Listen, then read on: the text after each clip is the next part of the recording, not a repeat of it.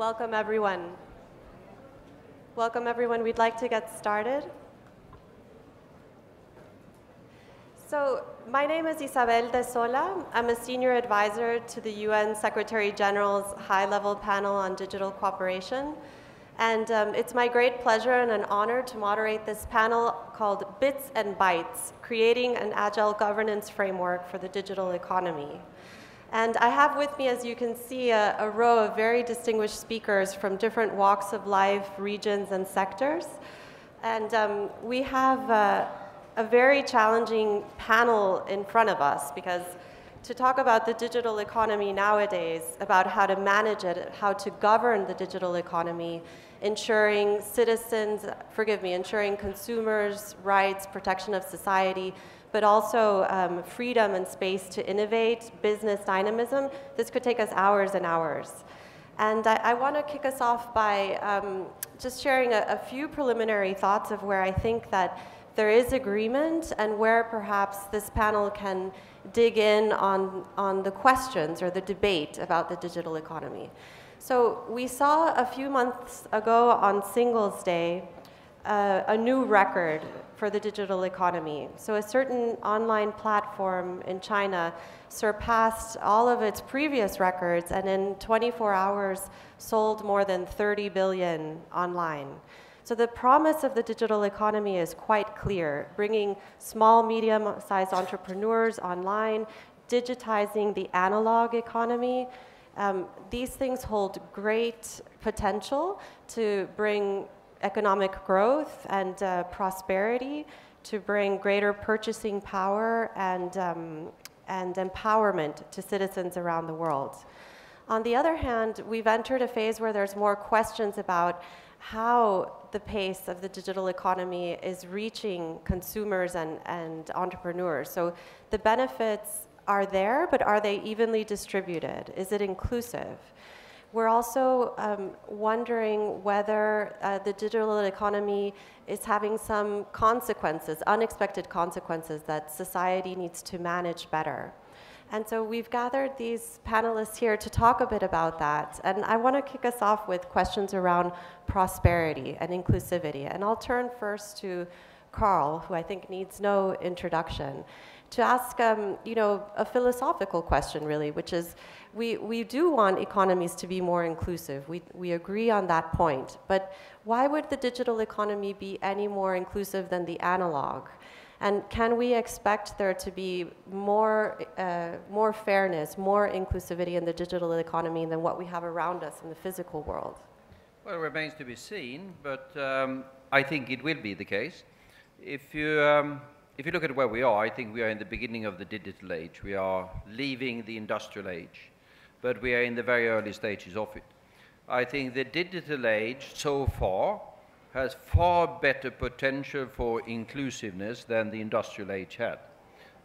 Most of the industrial technologies were heavy capital dependent, heavy labor intensive, heavy in every single respect. And what we saw during the last, say, 200 years or something like that is, of course, that some parts of the world did fairly well and some parts of the world did less well. China and India lost out. Europe did well. America later did even better. Where are we now? Well, we are in the faint beginnings of this. Most of the things we were reflecting outside there when we were meeting before, most of the things that everyone here uses now, part of our digital life, is roughly a decade old. Internet started to be something that people were aware of roughly 2 decades ago. We are in the faint beginnings of this. But we might note that the use of these technologies have spread faster and broader than any other technological revolution. I remember when I was in another capacity dealing quite a lot with Afghanistan, which is one of the poorest countries in the world. A number of conflicts there, you might have read about that in the newspapers. You could go to a remote village in Afghanistan where they had virtually nothing, but the young boys, primarily the boys, but not only, they were having smartphones. They were connecting to the world in places so remote that they probably, well, I'm exaggerating slightly, they perhaps haven't even heard about it in their nearby valley. So this is a technology that is spreading very fast, very far, and very broadly. Accordingly, potential for inclusiveness is much bigger than before. And where we'll be 2 decades from now, no one in this room has a clue of. Aki, I see you nodding your head. So let me turn to Aki Das from Facebook India. So you've written a lot about how online platforms have brought MSMEs, so micro and small, medium-sized entrepreneurs, allowing them to scale, to reach new clients, to jump over middlemen. And I wanted to ask you, do you think that there's a need for us to do more proactively to ensure that the benefits of digitization reach more people? Or do you believe that we should just let it be, that as more and more entrepreneurs come into the digital economy, it'll sort itself out and the technology is what provides the opportunity? So I think in our experience, what we have seen, I kind of completely endorse everything which Carl said, that these technologies have disintermediated input costs, and it has enabled many enterprises to enter formal economic organizations and also access global markets. But the biggest barrier which we have seen in our experience is a limitation of digital literacy. So what really is required is a huge push, a coalition-led effort where governments play a role, private sector plays a role in terms of making sure that digital literacy skills is made available to large swaths of the analog world. Some of it is happening organically, but it may need to be orchestrated a lot more to get to 100% sort of a adoption over there. Just to give you a statistic, in India, we have more than 50 million MSMEs, and Rajiv is here on the panel. He can talk more to this. This employs about in excess of 120 million people in the country. We have found on Facebook, because of the global reach of a platform, there are literally millions of SMBs who've built global brands and market access on our platform.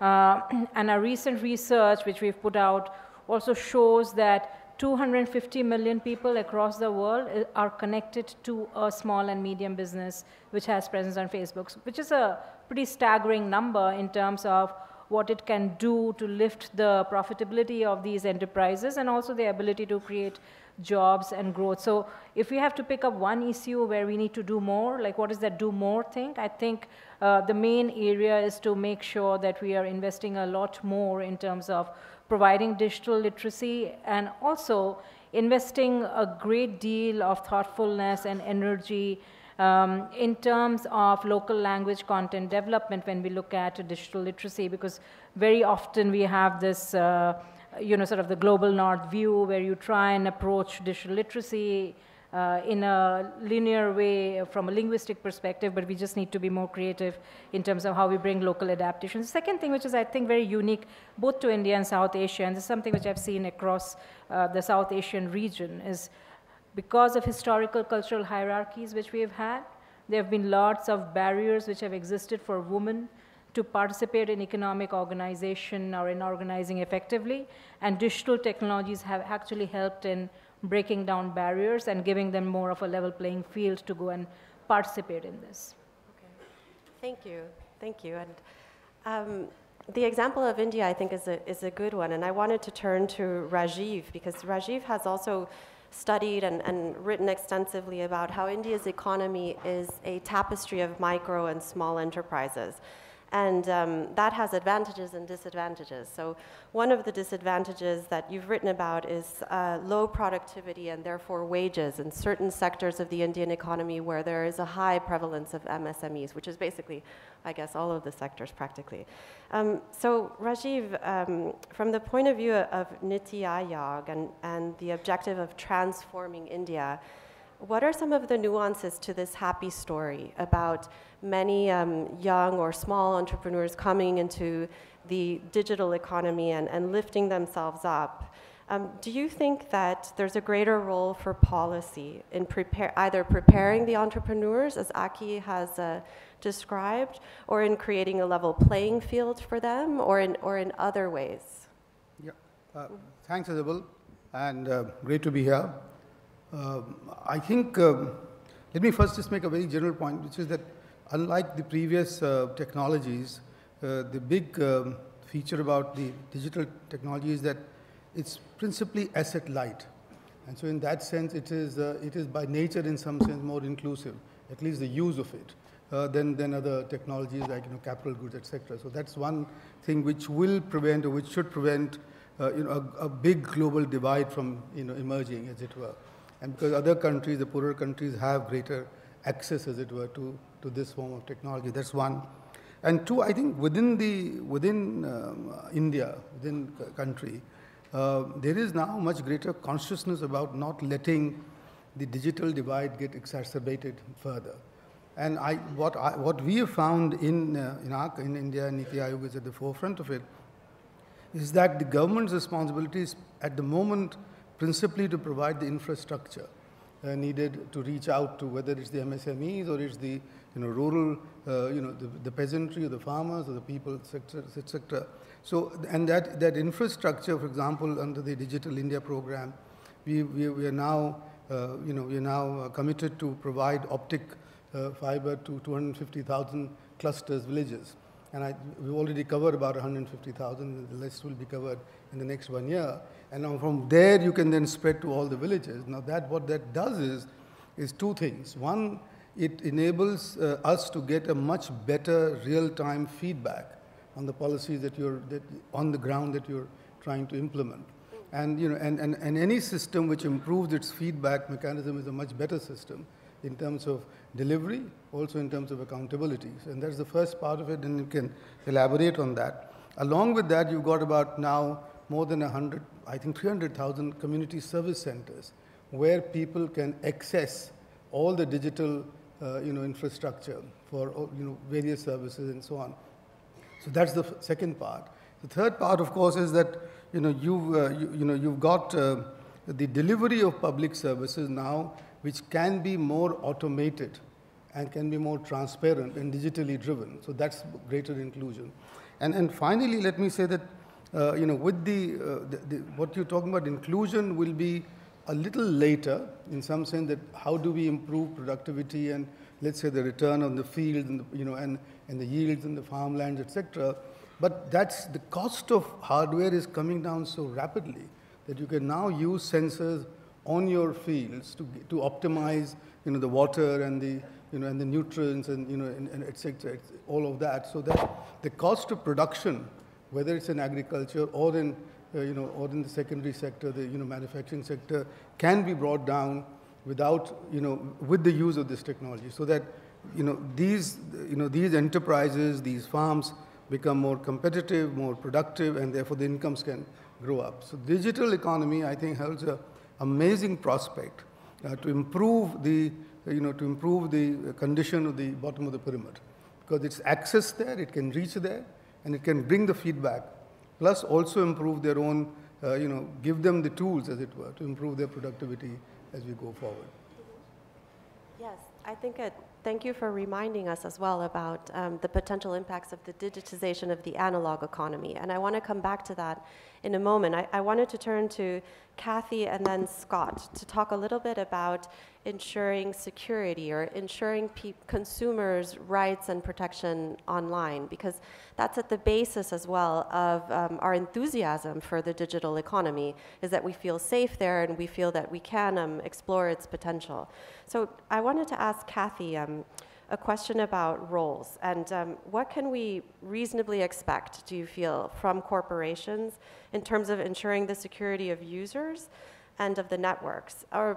And a different way to put that question is, do you think that governments need to step in and provide some guidance, either in the form of regulation or principles, or do you feel that companies should be allowed some space and time to sort out these issues around security? Thank you. Yes, it's an extremely interesting question and a very difficult one, actually. But when you speak to people, for example, in the OECD, when we've asked them about blockchain, for example, and how you would regulate that, they always say the same thing, which is basically we think that the existing regulation is sufficient. It just needs to be applied into the digital world. So, for example, We were discussing before about hate speech. There are laws, there are regulations around hate speech, and they're different in every country, but they have to be applied into the digital realm. And the difficulty is how do we coordinate and collaborate around those things as we move forward. From a corporation sort of versus government perspective, I think we need to find a balance. So I think quite often in the research I do, at least, we end up in a sort of diametrically opposed argument. Corporations are going to fix everything, the market will fix everything, or everything needs to be shut down and quite heavily controlled through regulation. And I think what we really do need to do is find the middle ground. So despite the fact I'm an enthusiast for technology, I'm also a pragmatist. There has to be a balance between what corporations are responsible for doing and what government has to step up and also try to do, and that requires collaboration together. So in many instances, I think that we're asking companies to take up the role of government. So for example, to decide when someone is using hate speech. Actually, is that a company's, is it a corporation that should be asked to decide that? Or should it be a collaboration between the two? So I'm going to basically sit on the fence and say we need to find the middle road. And we'll get to that in a moment, is the how. So we do want balance, but how do we get to balance and collaboration? And I want to ask Scott if he can help us in that regard. So, Jigsaw is essentially, it's a social enterprise. Am I correct? So it's not an NGO, it's an enterprise. Yes. And it's an example of tech actors taking the initiative to address some of the security concerns that are making the digital sphere less wholesome, less safe for all of us. And I wanted to ask you, are there any experiences from Jigsaw's either successes or difficulties that can illuminate for us or give us some guidance about the role of corporations, what can be expected from them, or where governments need to play a role? Great. Well, first of all, Isabel, thank you so much, and thank you to the organizers for having me here. I've been really deeply impressed by this set of dialogues.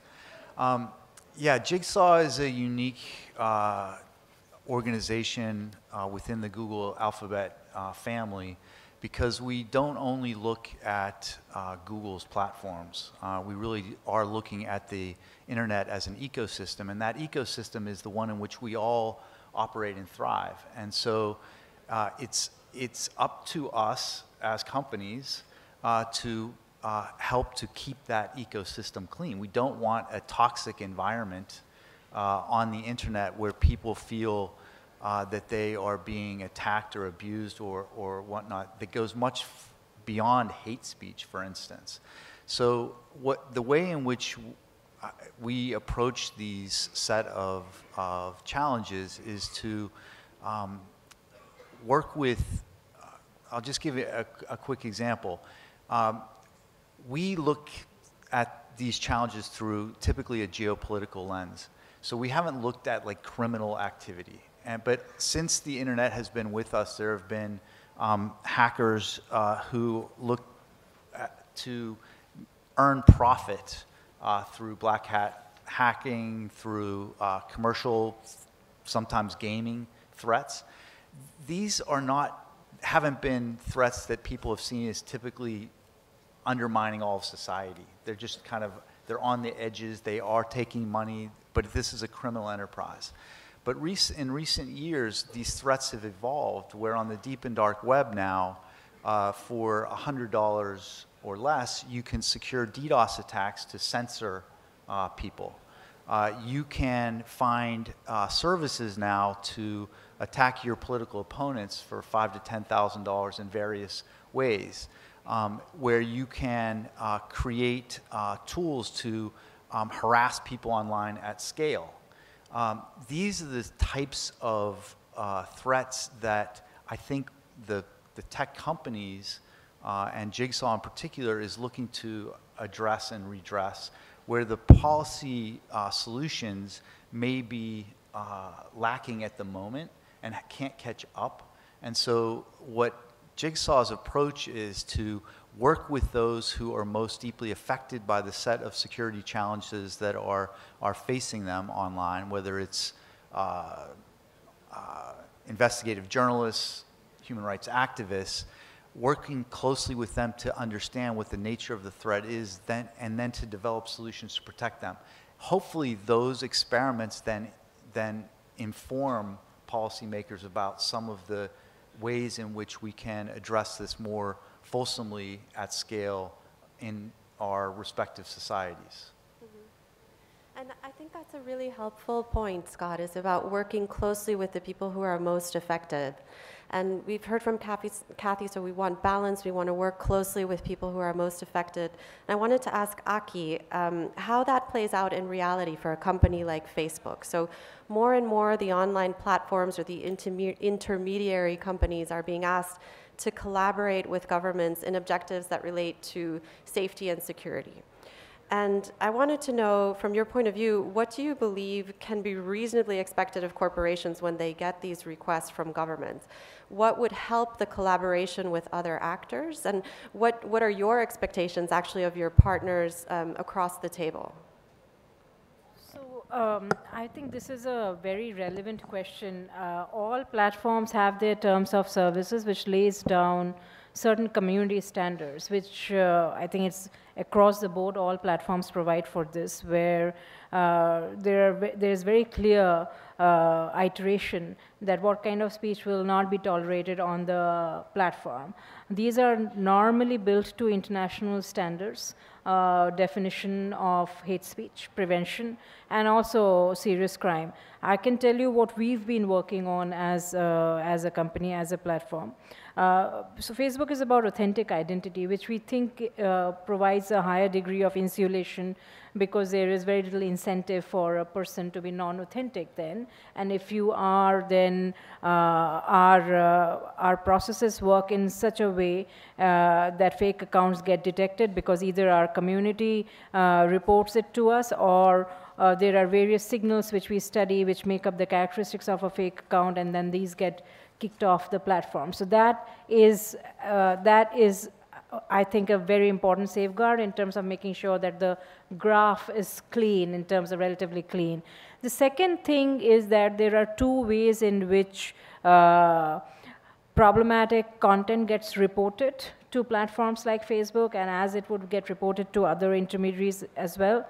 One is that for us, we have reporting buttons on every piece of content, so our community of users can report content to Facebook, and these get reviewed. We have 24/7 teams with expanded linguistic capability, which is reviewing a lot of this content, and if they're found to be in violation of our community standards, that gets taken off. There's a separate channel, which is a law enforcement channel, where law enforcement agencies of various governments would get in touch with law enforcement teams at Facebook. These are people who have experience, who are legally qualified, they have been former prosecutors, and then they are looking at a lot of these inbound demands which come in from various law enforcement agencies.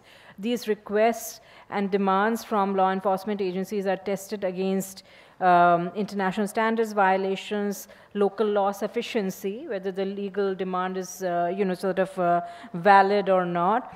And based on that, the content is taken down. If there is a demand for data access in terms of basic subscriber information, and this demands is made across the board of all platforms, it's again reviewed for legal sufficiency, and in cases of serious crime, terrorism, cybercrime instances, murder, ransom, etc., various types of serious crime offenses, that subscriber information is made available to the requesting agencies.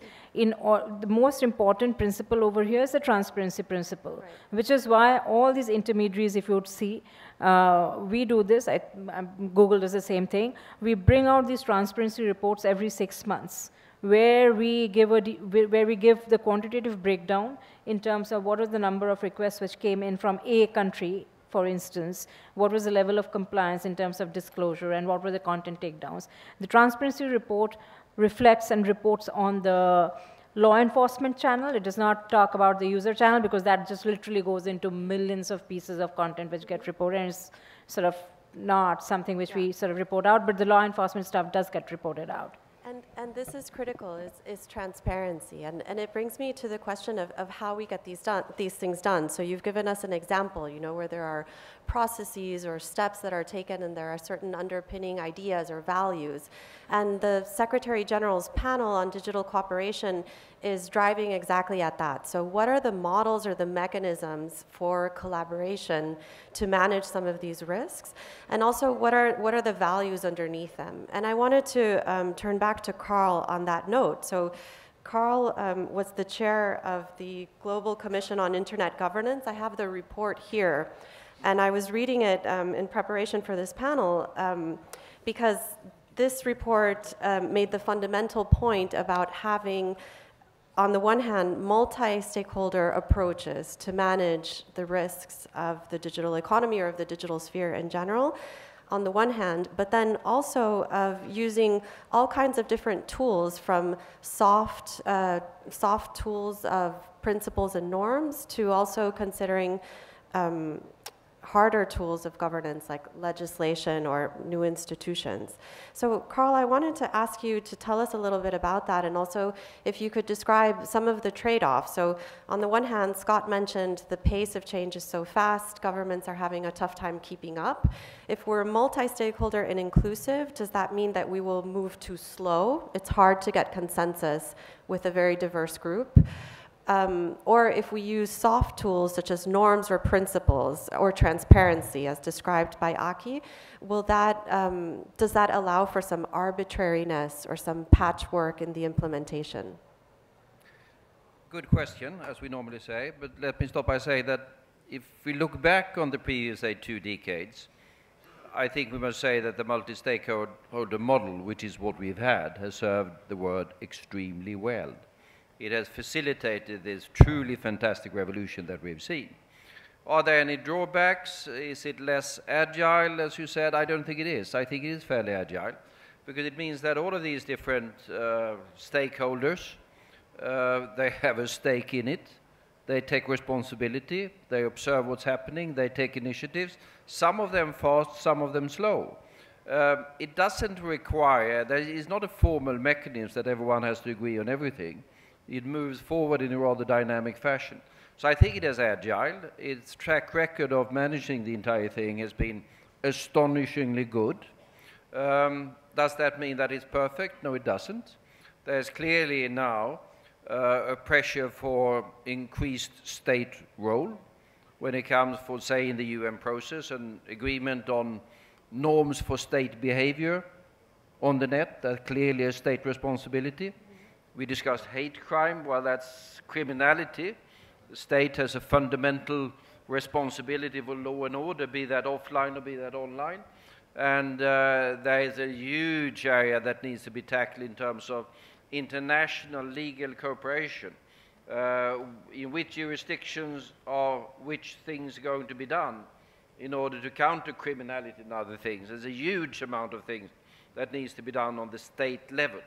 There's a lot of things that needs to be done on norms when it comes to developing those. And that's, I think, done better in a non-state environment. And then, of course, the development of the net itself and the technologies is far, well, it might be the occasional state laboratory doing useful things, but essentially, and they take contrast to sort of old disruptive or destructive technologies, military ones. They're all coming from, mostly from state sector, the one way or the other. Here, most of the innovation is coming from the entrepreneurs and the innovators that are out there, be they in Delhi or Düsseldorf or Dublin or Denver or whatever, no one knows. They're all over the place. So I think the multi-stakeholder model has served us extremely well. I think there's clearly an increased role for the state in some of the sectors that I mentioned. But I would be extremely careful when we move down that road so that we don't fall into the traps of, just for the sake of security, ending up with too much state control, both in the interest of regimes that would have that inclination, to put it diplomatically, anyhow, or regimes in democratic countries that would just stumble into too much of security because they don't consider the other aspects of it. No, absolutely. And I want to point to a case where it wasn't about security, but it was about protecting consumers' rights. So that's also important. And Carl's advice is stick with the multi-stakeholder approach. In Europe, we've seen recently that they moved beyond dialogue, moved beyond the multi-stakeholder approach and decided to legislate with the GDPR. And I wanted to turn to Kathy and ask you, you know, it's early days. We're only understanding what the implications are of the GDPR now. It's been a year or so, or not even a year yet, half a year, for protecting consumers' privacy and rights via a legislative tool. Are we seeing the desired results for protecting those rights? And have there been any unintended consequences, for example, for competition or for dynamism of smaller companies that now face this great challenge of GDPR, of implementing GDPR? Yeah, so you can definitely understand the drive for GDPR, that people would like to ensure that data around their citizens is kept in a location where they can have access to it. And that's for a number of different reasons. In terms of competitive behavior, I think what we're seeing, when we look at the reviews of small enterprises that are GDPR ready, there are actually, I think it was 70% last time I read that were not fully GDPR ready even 1 year after the implementation of the legislation. So it can be extremely difficult for smaller companies to correctly implement it. But at the same time, many of the larger companies are also struggling, but they have the financial resources in order to put that in place. So it's, again, about finding that careful balance. The other thing, from a technical perspective, that I think is important to understand about GDPR is that while the drive to place consumer data in a particular region or a particular location, that implies that we start to have cloud computing infrastructure much more localized, which can create quite a large environmental impact as well. So we have another impact there that we really need to think through in quite a lot of detail. Yeah, no, I just wanted to add that, if you look at the digital economy as those who are sort of producers of digital tools and the other ones sort of like users, a large number of digital tool producers could be from emerging economies and could be from very so innovative individuals and small companies, etc. And for all of them, data is the key, and access to data is the key.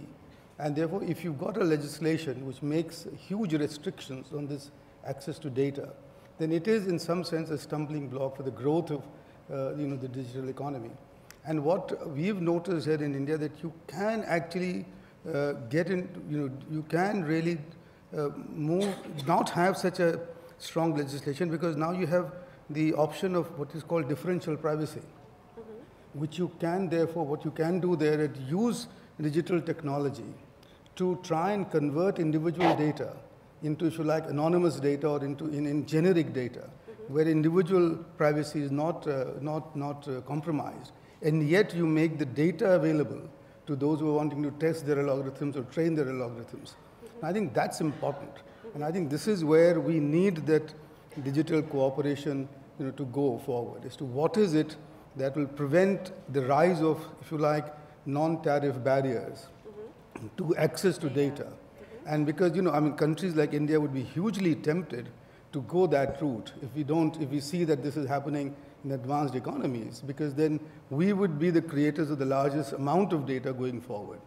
And we could therefore have something like data nationalism, and that data nationalism may be the antithesis of a global growth of digital economy, which is what you need, because after all, the faster the growth, the better off the have-nots would be. So I'm actually a little concerned about this, because this is the new form, the kind of neo-protectionism, which we need to be aware of, and therefore you've got to take an approach which is not very heavy-handed in legislative terms, but it takes the middle path, and we are trying to do that in the draft bill that is now before us. But how far we'll succeed would also depend on the global environment that one faces. Yes.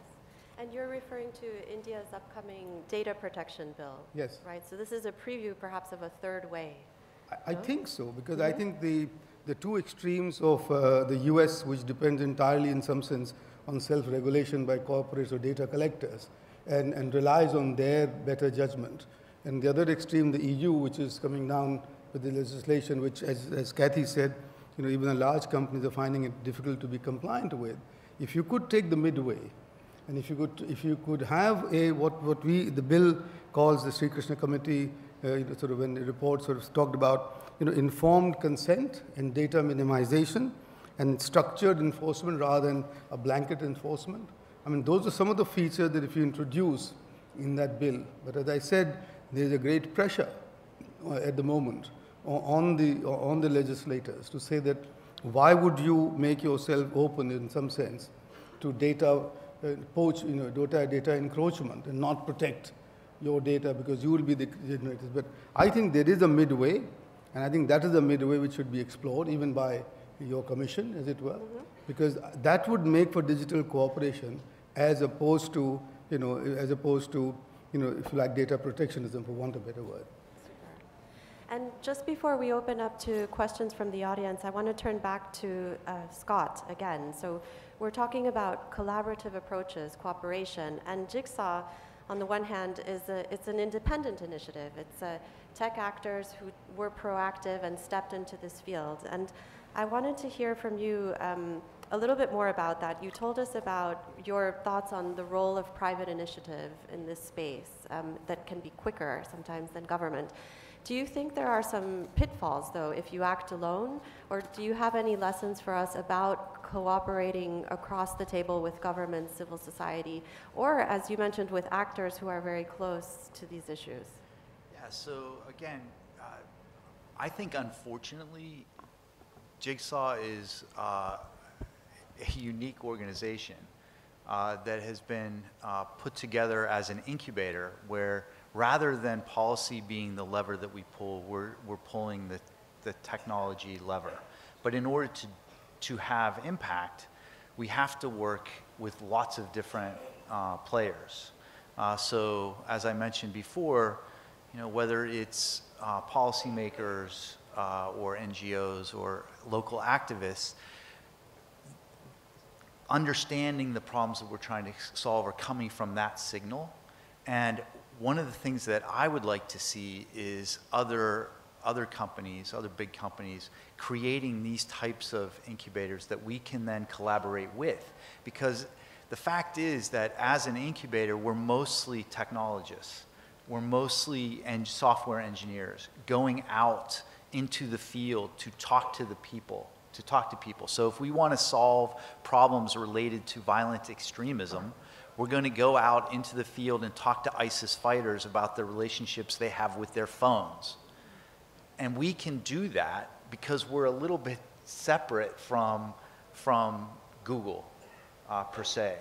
And we get to bring those insights back to governments and others to think about how to address the problem. We're going to take our piece of it, but I think that that's one of the other lessons that I guess I have. In the discussions of these broader questions, there are a lot of sub-issues where I think the conversations can be, here are the set of problems we're seeing. A technical solution may be the fastest, easiest one. It doesn't require a whole lot of policy elaboration. Everybody recognizes that this is a challenge, but what is the best lever to pull at this point? And I think that being more specific about the challenges we're trying to solve is most important. I was really struck last night in the dinner that we had that touched on similar themes by the police chief from southern India, first name was Rima. Yeah. And she was just sharing this story about her challenge of dealing with WhatsApp in her remote rural district where WhatsApp messages were leading to lynchings. She doesn't have a technical solution immediately available to her. She doesn't have a set of policies immediately available to her. So she had to basically do social innovation where she leveraged the tools that she did have, which were authority, close connection with the community, and town criers, to create resiliency in the 400 villages that exist around her. And I think that experience, coupled with some of the things that we've been thinking about in those terms, can inform policymakers about what needs to be in place to help ensure that those types of challenges don't spread regionally, globally, and try to fight the forest fire when it starts so that it doesn't metastasize. Right. So those are the lessons that I think we would really love to see Jigsaw-like organizations with other tech companies, because it allows us to also talk with one another, which is, I think, really important, because we only see the part of the elephant that we're touching. So I think that would be really helpful going forward. You and all of us, I think, Scott. So let's turn to the audience to hear your thoughts, comments, and questions. There are microphones placed in the middle of the room. Perhaps you can come to a microphone, introduce yourself briefly, and ask a question, and we'll take 3 or 4 at a time and turn back to the panel afterwards. Hi, good evening. This has been one of the very interesting sessions about bits and bytes. My name is Ajay Arora, and I work with Hero Enterprise. This question is largely for Dr. Rajiv Kumar, who's an economist as well as a visionary. Dr. Kumar, a few centuries ago, we had the Industrial Revolution, which led to improvement of productivity and also led to surplus time being available to people, which led to the emergence of services sector. Now we are seeing digital revolution, right? What do you think this would lead to next few centuries for people to come?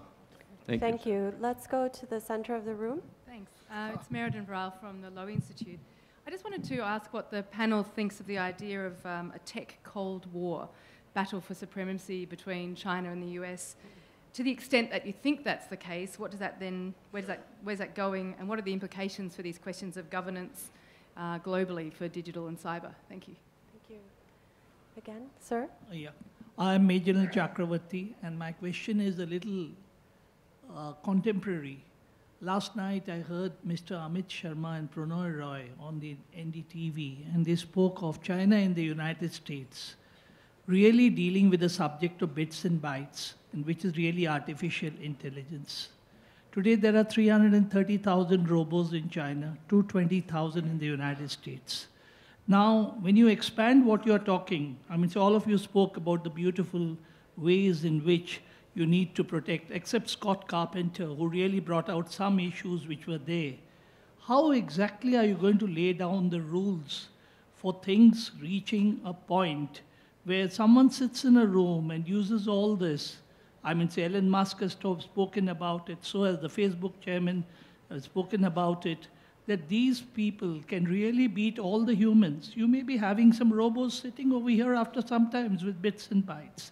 How are you going to get some law and order into this very thing, which is contemporary and not at all futuristic? Thank you, sir.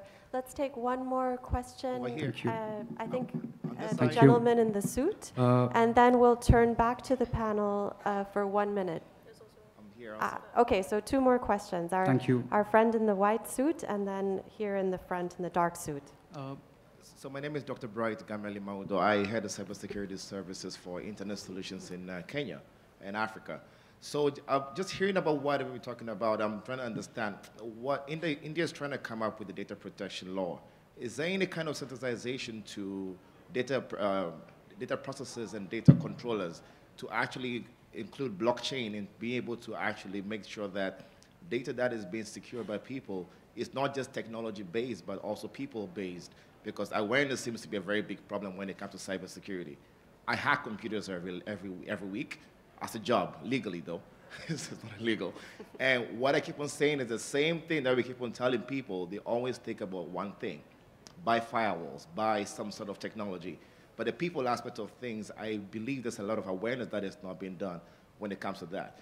Then when it comes to Jigsaw. Sorry, sir, I'm sorry. I'll just take one more question, and there's a timer in front of me that's counting down to destruction of the panel. Okay. So let me turn to the gentleman in the suit, and then our panelists will have 1 minute to respond to these excellent questions. Thank you, sir. Thank you, madam. My name is Aditya Bharadwaj, and I'm a law student from Government Law College, Mumbai. So I've been looking around about social media and Facebook and other venues of social media. So there has been social media as a tool has served for good purposes as for change in governance and for good governance. It has been a great tool. And on the other side of the spectrum, it has also been a very effective tool for radicalization and for spread of fake news. How can these negative aspects be addressed without contributing to censorship of people's views and new ideas?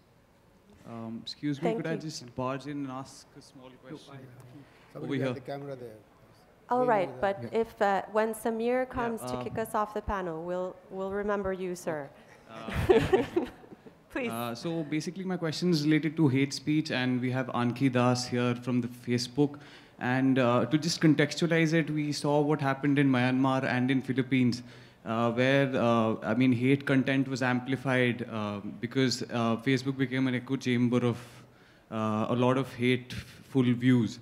My question is basically related to how to police it to a certain extent, because you talked about that you have content reviewers and that you have algorithms. Both of them did not work in Myanmar or in Philippines. So what is a more comprehensive framework that you can use to be able to, mitigate such a thing happening again, either in India or other parts of the world? Super. Thank you. Thank you, sir. I will start with Rajiv and work my way down to the end, and perhaps we take a minute or so, each of you, to respond to these excellent questions. Yes, I want to respond to two questions, one by Ajay, and which is that I feel very confident that because of now a much more democratic global governance than what you had when the second industrial revolution was taking place, etc. And the global democratic governance, the much greater awareness, etc. That the digital revolution would not lead to the sort of divergence and inequalities that the earlier revolutions have had. In fact, my own thought is that as I had mentioned earlier, that if we got our act together, and that's a big if, I agree, but if we did get our act together, then we would use digital technology and use the digital economy to get much bigger convergence, which has been missing so far than what we've had in the past. So that's one. And the second one because I find that fascinating about how to control robots and what is the rule of law for the robots, etc. I sincerely believe that there is a self-regulatory gene within human beings, and I think that will come into play. And otherwise, the other thing would be that I suppose we will have to ourselves evolve, if you like, to a situation where human beings and human consciousness can be ahead of the simple sort of computing power which runs the robots and quite often runs them linear, and rather than also being able to connect the dots and think horizontally. So I'm not scared, or I think there will be answers to how to control the robots going forward. So I guess I'll take the blockchain question. To the person from Kenya, sorry, I can't see where you're sitting right now, but if someone is selling you blockchain as a security solution, basically they're lying. So blockchain is potentially a data integrity solution, but that's at most the best it gives you. It doesn't replace the need for your traditional firewalls and cybersecurity solutions that you already have. Secondly, it's really about allowing distributed systems or distributed nodes to trust one another. It's not about human trust, and I think this is something that often gets conflated in the blockchain discussion. You cannot ignore the fact that humans have different ways to trust one another than a computer does. And so blockchain creates digital trust for systems. It does not create trust between human beings. You still need to do some other things. It can help you create, again, the data integrity that you can build that trust on, but it's not going to do that for you. And yeah, I think that's enough. Let me then address the question about a tech war, which is very much in the media these days. Yeah, to some extent, but this is hardly new. We've already had a situation where states have been trying to control the technologies that they consider important for their power function the one way or the other, and to prevent those technologies from getting into the hands of what they consider their potential or likely adversaries. We had that during the Cold War. We still have it concerning other technologies. We don't want nuclear technologies to be all over the place, to take one concrete example. So in that sense, nothing new. What is new, I think, is that it's going to be virtually impossible in this particular case, because these technologies are all over the place. These innovators are all over the place. There's going to be a race between nations and states for access to and for the ability to apply these technologies. But I would say the war or the race is not going to be for control of the technologies. It's going to be for attracting the talent that develops the technologies of tomorrow. It's not what happens today that's important. It's what happens tomorrow or the day after tomorrow. And for having that, you need the talent. And that talent you need to attract. And this is something that makes me more optimistic on the future of open societies like India or Sweden, or to take us to odd examples, that talent thrives in freedom. Talent thrives in open societies. And I think these sorts of societies will have an upper hand in the race for talent that is going to decide the future in these particular respects. I think the main question which I wanted to sort of respond to were the issues of controlling spread of fake news and misinformation on the platform. And we've taken lessons from Myanmar, from Sri Lanka. One of the big lessons from there was to invest in building more local expertise and building more local knowledge in terms of what's happening, because very often you'd see fake news or misinformation is very event-specific, which is very hyper-local. And therefore, what we've done coming out of the experiences both in Myanmar and as well as in Sri Lanka, we've doubled down in terms of building trusted flaggers network in all these what we think are at-risk countries where these kind of violence-causing activities can happen. So we work very closely with the civil society community and other experts in these countries to make sure that we are getting ahead of the issues and making sure that our enforcement teams are aware of these developments as they happen, so that this kind of content is tackled on the platform. The second element is what Scott talked about, is that a lot of these companies have a very strong engineering core, and therefore there is an importance of technical measures to see how you can prevent the spread of bad viral misinformation. For example, in India, what we did when mob violence because of WhatsApp rumors, etc., was becoming a big problem, we limited the number of forwards which you could do of a piece of content on WhatsApp, limited it to 5. So that restricted virality, bad virality in a significant manner. Also, we killed the fast forward feature on any video content on the platform in WhatsApp, which again restricted bad virality. So it's a combination of enforcement as well as technical measures, which will help in dealing with these problems substantially. Also, sort of using each experience as a learning moment and to work very closely with our peers in the industry as well as with civil society and our community to improve our tools. And I see the time up flashing, but I will say, just to emphasize that point, to think that the founders, the creators of WhatsApp, as they were putting it together, would envision the fact that India would be its largest market, as was just referenced, these are necessary learning experiences. We are responding, the tech companies are responding to users, protecting users by slowing virality, by the steps that WhatsApp has taken. And I think it's a feature of how fast this technology spreads that you can't foresee what types of challenges are going to exist. So that's part of the reason we want to look over the horizon. I do want to make a point about this tech Cold War, if you will. I do think that the legal regimes of how the internet is governed in open societies really does matter and will continue to matter a great deal.